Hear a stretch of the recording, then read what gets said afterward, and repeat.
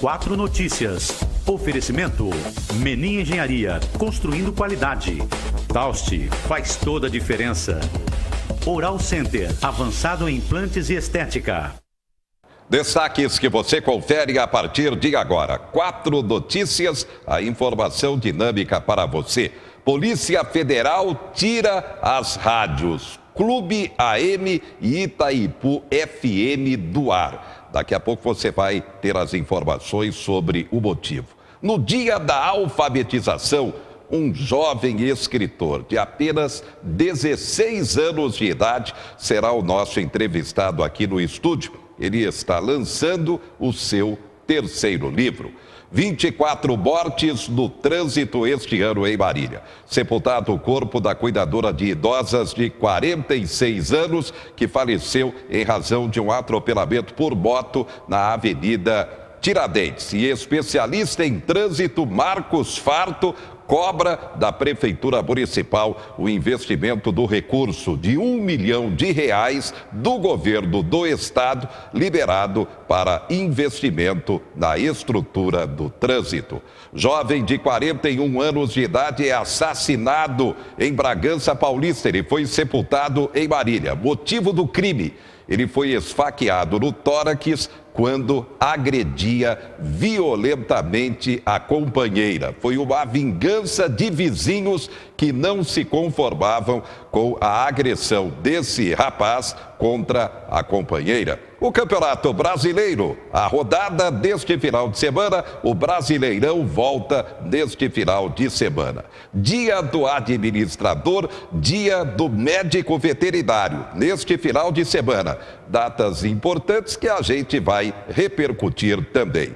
A partir de agora, você muito bem informado aqui no 4.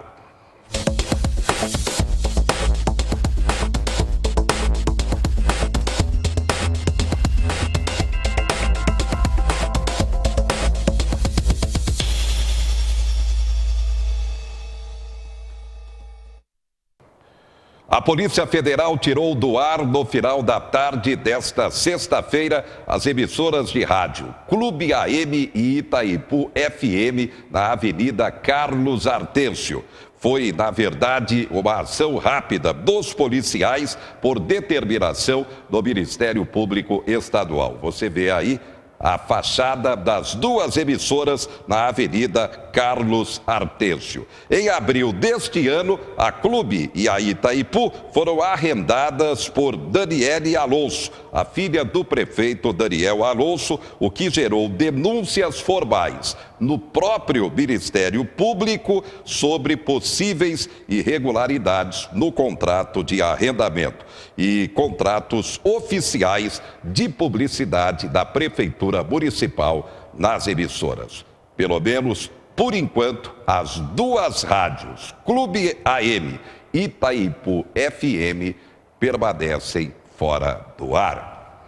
24ª vítima fatal em acidentes de trânsito este ano em Marília. Foi sepultado no final da manhã desta sexta-feira no cemitério de Pompeia o corpo de Líria Cristiane Ferreira Azedias, 46 anos de idade. Você vê a foto aí, ela era cuidadora de idosos e na última segunda-feira tentava atravessar a Avenida Tiradentes quando foi atropelada por uma moto que, segundo testemunhas, estava em alta velocidade. Ela estava atravessando a Tiradentes na faixa de pedestres quando foi atingida pela moto. Com traumatismo craniano, foi internada no Hospital de Clínicas, porém não resistiu e foi a óbito. Líria Cristiane Ferreira Azedias, 46 anos, é, portanto, a 24ª vítima fatal em acidentes de trânsito este ano em Marília. E é uma realidade,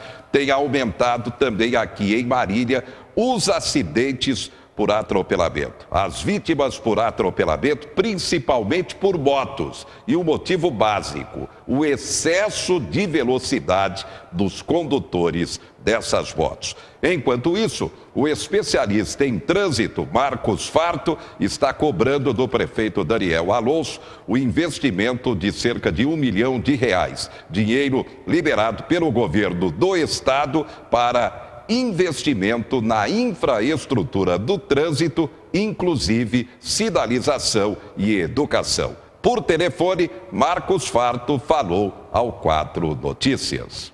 O nosso município de Marília não trabalha de maneira social, de maneira evidente, para uma educação no trânsito. Alguma coisa está faltando, é necessário que a Indub, é necessário que o prefeito, que as associações se mobilizem para uma campanha. Daqui um mês, daqui 20 dias, daqui um mês praticamente, nós teremos a Semana Nacional do Trânsito. E isso é importante lembrar que não é só naquela semana que se deve falar de trânsito. O trânsito é uma preocupação diária. Ainda lembro, e a pontos, Henrique, Marília recebeu mais de R$1 milhão para ser investido no trânsito, investido em educação de trânsito. Cadê esse investimento que há meses já está lá à disposição? Então é necessário fazer um trabalho conjunto para que a nossa sociedade, os nossos jovens e as pessoas que vivem no nosso meio não sejam vítimas de fatalidades absurdas como esta. Muito bem, obrigado Marcos Farto, especialista em trânsito. Você sabia, nesse dia 8 de setembro, é lembrado o Dia da Alfabetização, e uma notícia realmente de destaque que a gente tem obrigação de divulgar. Nessa data, Dia da Alfabetização, estou recebendo aqui o jovem André Francischetti Moreno. O André Francischetti Moreno tem apenas 16 anos de idade e está lançando o seu terceiro livro. André, boa noite. Boa noite, José. Bem, grande notícia do Dia da Alfabetização, o seu terceiro livro com apenas 16 anos de idade. Como tudo começou, André? Você, um escritor em potencial. Bom, quando eu era pequeno, eu sempre tinha umas ideias e eu fazia desenhos em folhas de papel e pedia para o meu pai e para minha mãe escreverem. Então, eles escreviam e faziam pequenos livrinhos. E no meu quarto, eu colocava uma banqueta e saía vendendo para os amigos e para os parentes. O tempo passou, eu voltei para o Brasil, que essa época foi na Alemanha, e eu comecei a colocar no computador as histórias que eu pensava. E até as coisas do dia a dia. Foi juntando e acabou que se formou o primeiro livro, que foi o Veridilândia, Os Sonhos Sobrevivem. Daí em diante, seguindo o conselho da minha mãe, eu nunca deixei de colocar no papel. Então, o segundo livro saiu em 2012, que foi o mesmo ano que eu lancei o Veridilândia 1.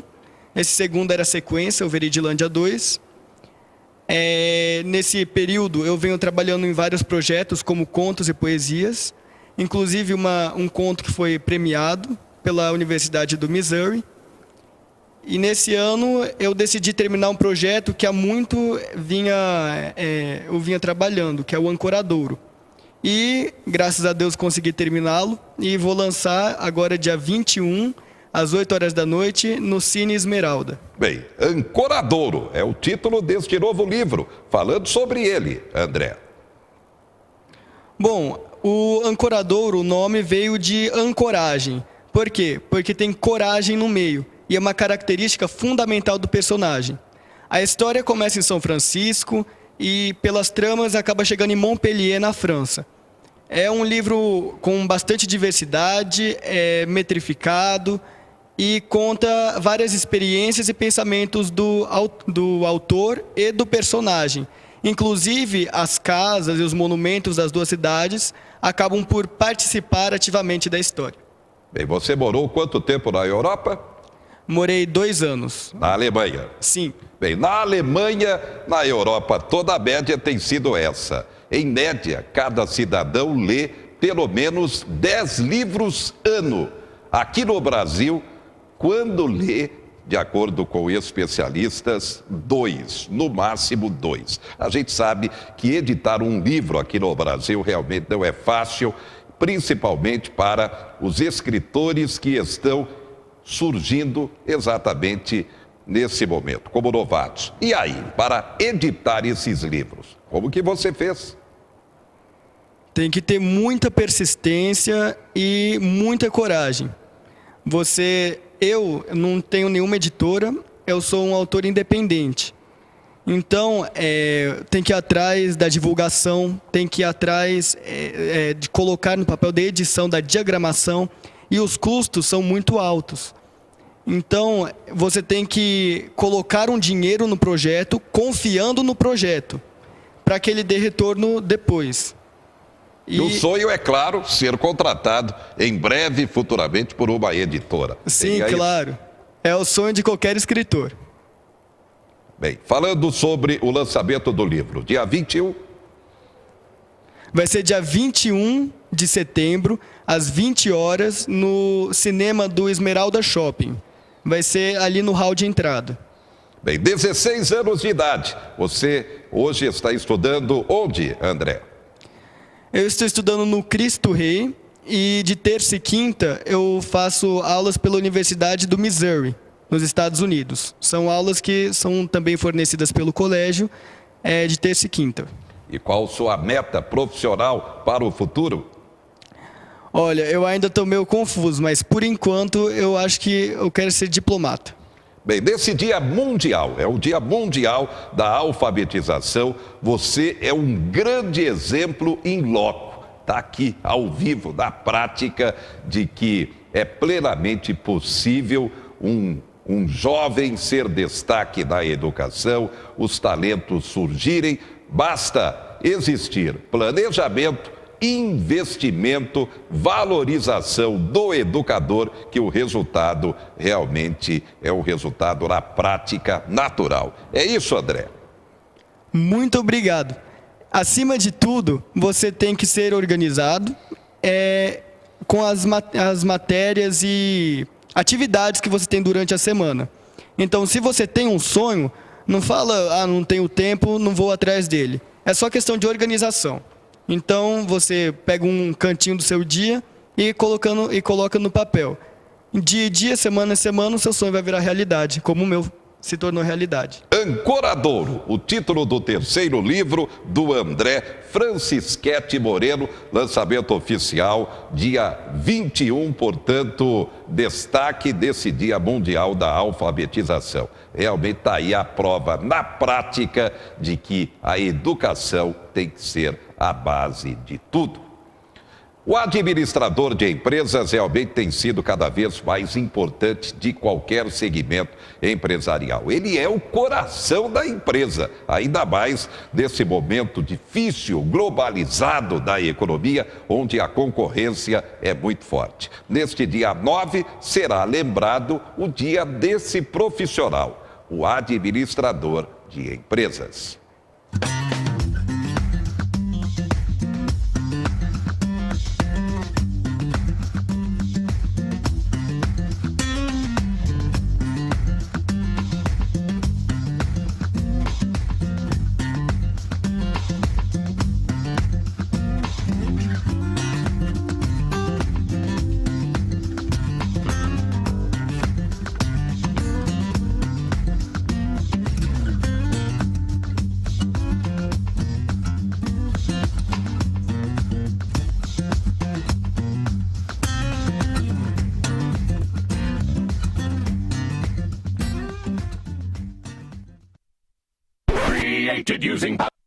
Tá aí, administrador de empresas, parabéns por essa carreira de destaque profissional de grande responsabilidade. Por isso, nós temos obrigação também de cumprimentá-los. Destaques do momento: Janot denuncia Lobão, Jader, Renan, Sarney, Jucá e Raup ao Supremo Tribunal Federal. É a corrupção. Gedel chega ao Distrito Federal e deve ser levado a Papuda, novamente preso pela Polícia Federal por corrupção. Será que dessa vez ele vai chorar de novo? Porque recentemente, quando foi preso, o Gedel abriu a boca, chorou.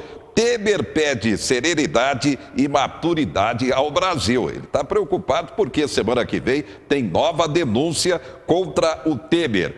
E o Palocci, ex-ministro da Fazenda de Lula, pois é, abriu a boca também, disse que havia um pacto de sangue entre entre a Odebrecht e Lula e que o pré-sal era a sustentação para a permanência do PT, o Partido dos Trabalhadores, no poder. Por essa, o Lula não esperava. Receita Federal libera a consulta ao 4º lote de restituição do imposto de renda. O prazo, atenção, para saque a partir do dia 15. Ganho da poupança diminui com a redução da taxa básica de juros. Governo lança plano para promover a imagem do agronegócio. O agronegócio é o único setor da economia que realmente tem dado a sustentação à economia nacional. Daqui a pouco, o Dia do Médico Veterinário, também um profissional cada vez mais importante no dia a dia para a economia brasileira. E a juventude, como vai ficar? Já já.